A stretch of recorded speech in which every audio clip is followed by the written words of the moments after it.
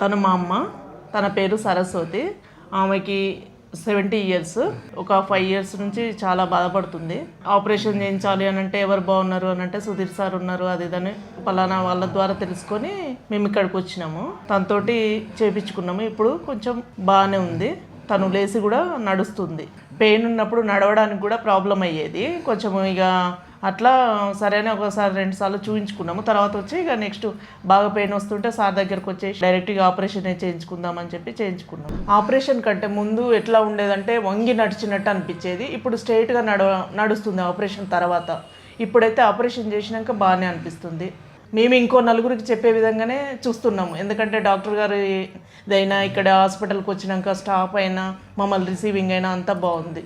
మాకు అంత ప్రాబ్లం ఏం లేదు. అత్యాధునిక మోకాలు మార్పిడి ఆపరేషన్ కోసం జనతా హాస్పిటల్, బాలసముద్రం రోడ్, హన్మకొండ నందు డాక్టర్ గారిని సంప్రదించగలరు.